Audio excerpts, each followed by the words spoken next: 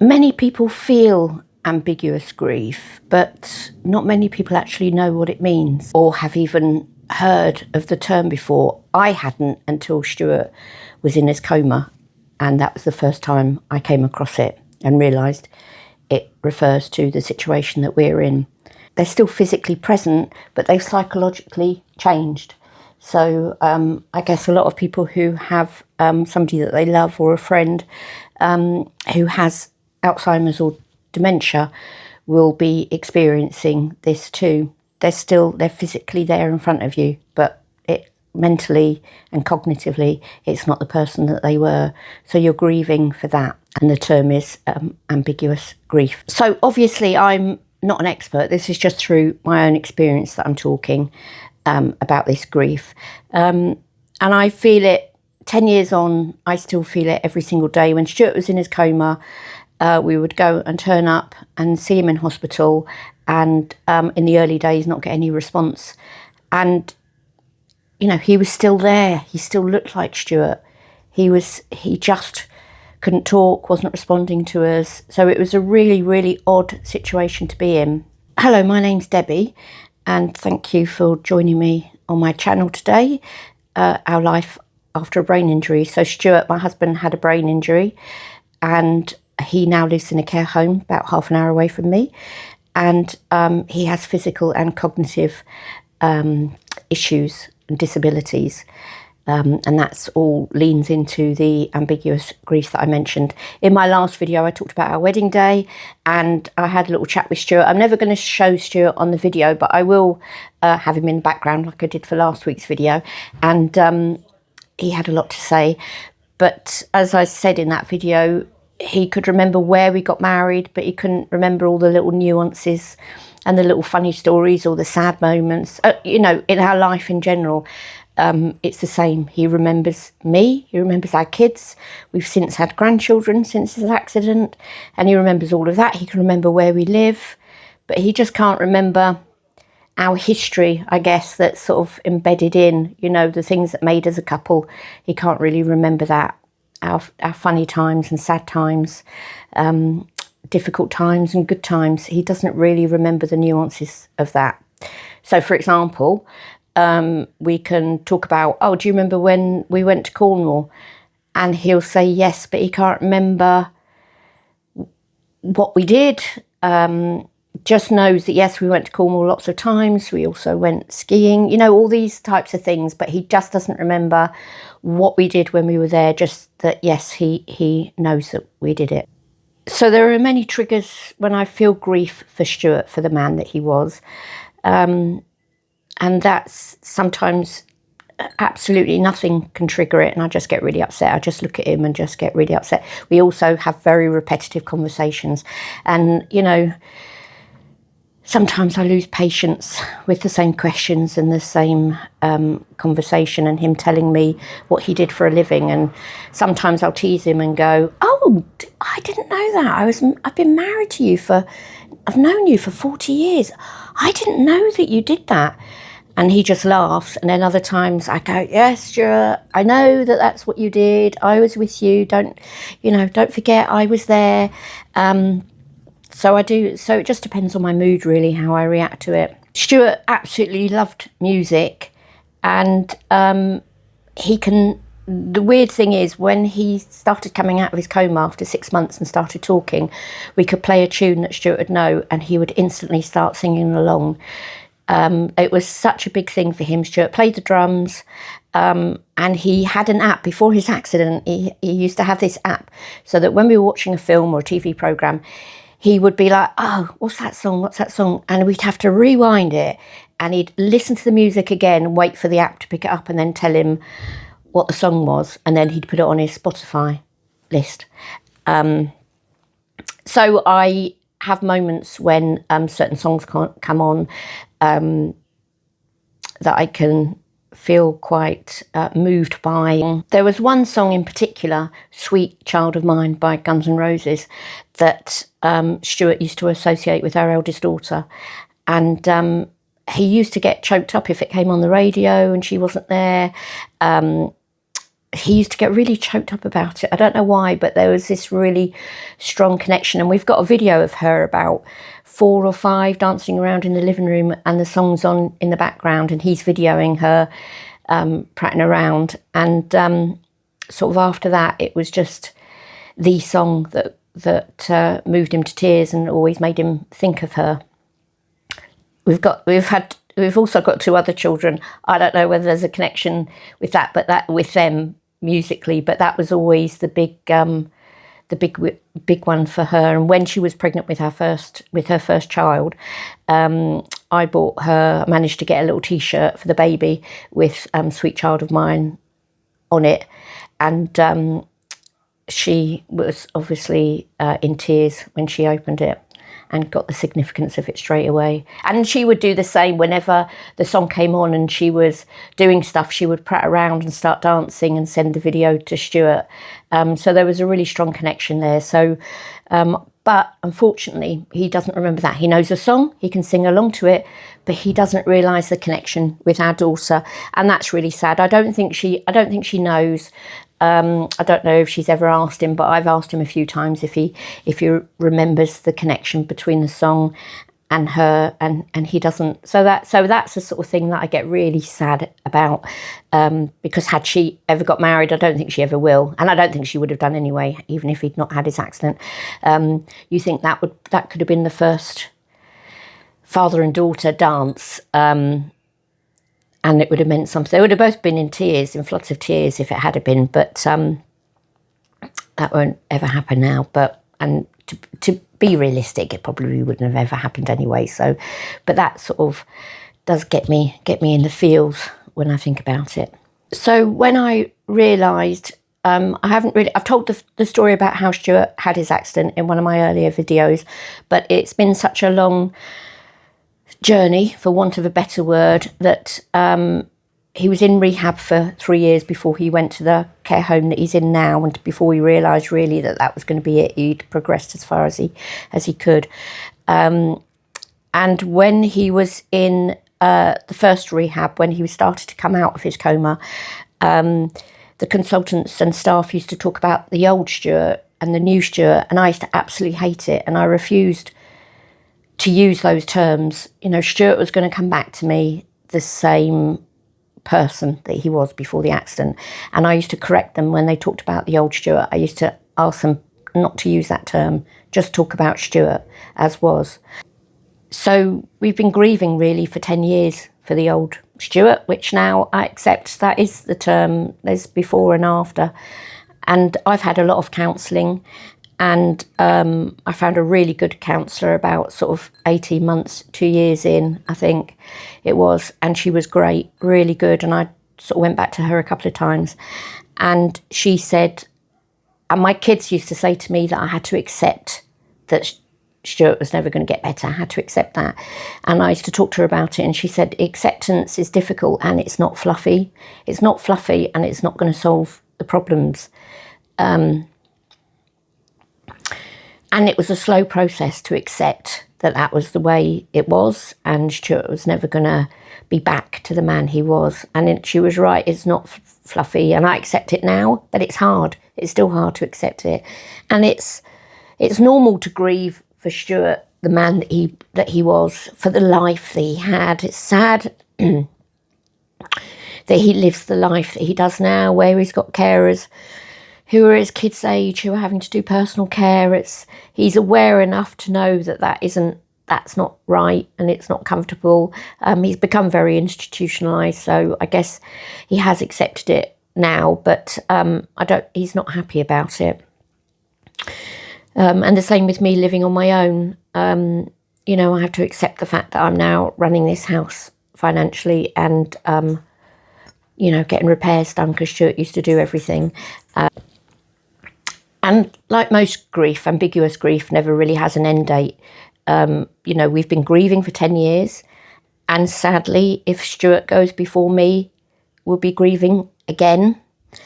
And I think that's quite normal. Everything I'm experiencing is normal. And I'm not professional. I'm not a professional psychologist, psychotherapist, or grief counsellor. I've just experienced it really firsthand, and other people who are experiencing this. I mean, you're not alone. It is really hard. It's a continuous grief. Every time you face them, every time you see them, you're reminded that that isn't the person that they used to be, and it's sad. And acceptance is hard, and it's not easy to get there, and it does take a while to get there. I wouldn't even say probably it doesn't really make life any easier, but it's just all part of the grieving process. Like any couple, any family, any relationship, there's memories that only Stuart and I share, that nobody else was involved in, and they've sort of gone now, and that's sad. And I'll ask Stuart, I'll often say to Stuart, do you remember this, do you remember that? And usually the answer is no. We'll look at photos, and he doesn't, doesn't remember, and that's quite sad, and it's quite hard, because in the early days I was constantly trying to remind him of things and what we did when we were young, or just recently, and things, and before his accident. And he remembered practical things. He remembered where he worked, he remembered where I worked, remembered where we lived, but didn't really sort of remember anything else. It was all very superficial.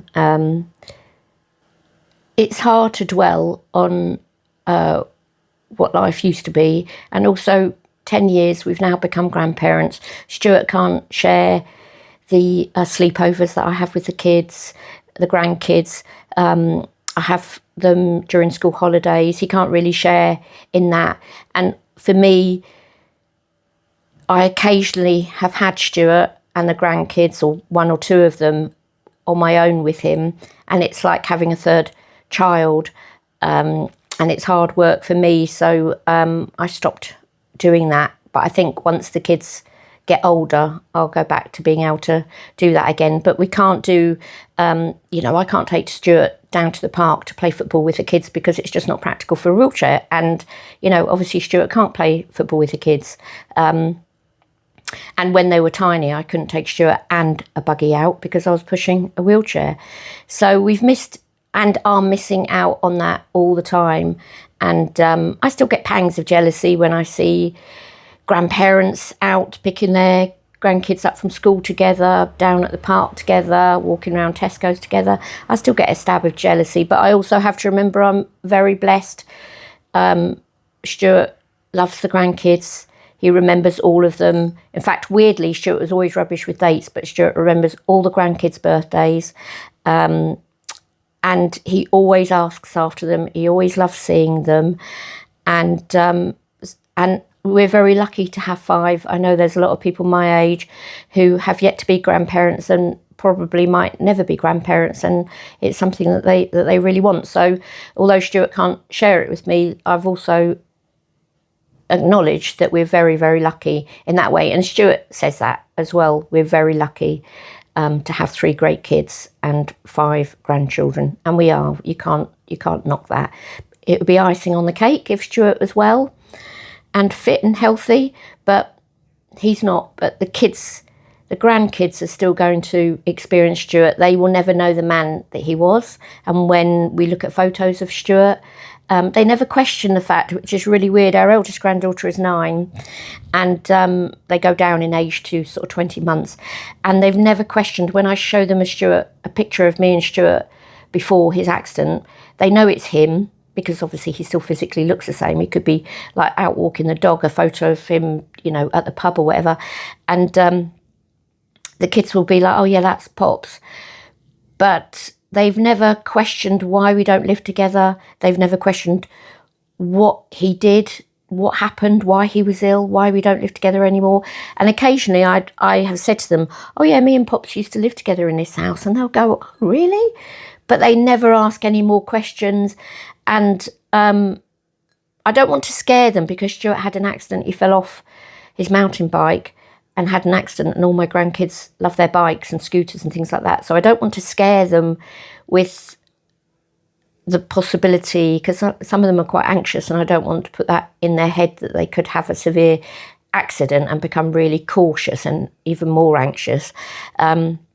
but I would be honest with them. But they've never asked, and you know, it's not that I get upset or anything when we look at pictures and we laugh and joke about the things that Stuart did and tell the kids, the grandkids, what he used to do.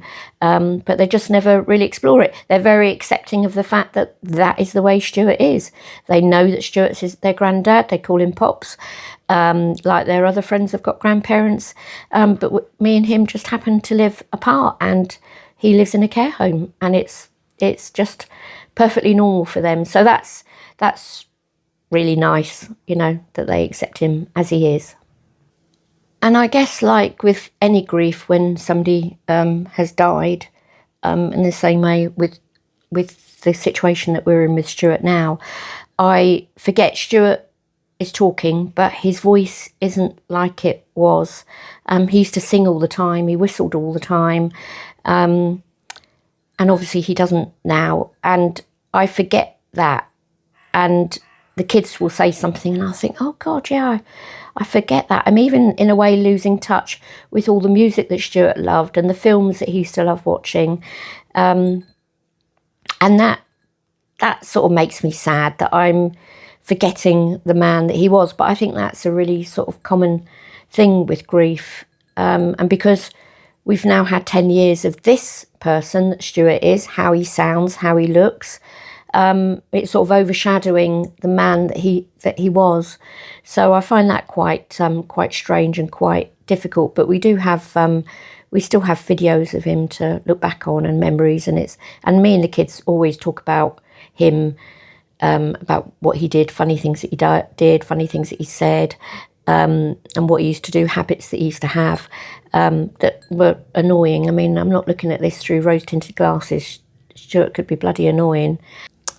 Yeah, so, you know, we could annoy each other and rub each other up the wrong way, and we bickered a lot, and to be honest, we still bicker now.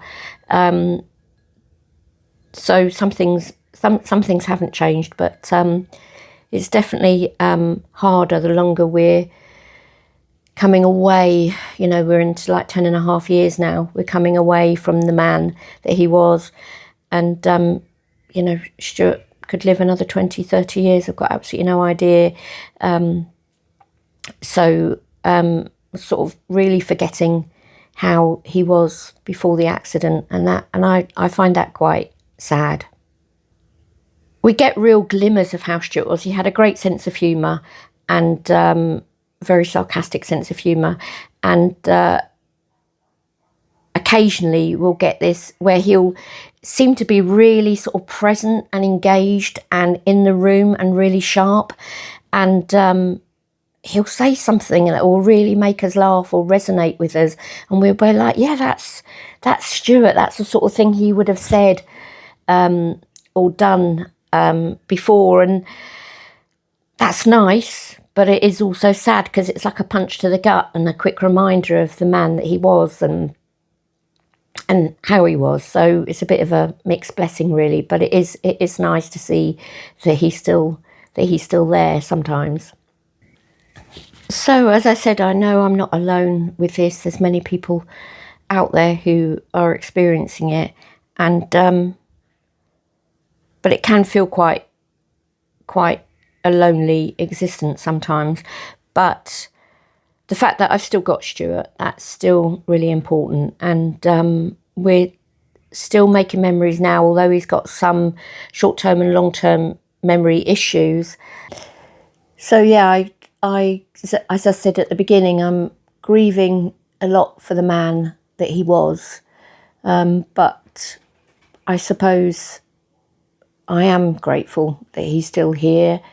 It comes with many problems, and it's sad, but he's experiencing being a granddad. He's seeing the kids get older.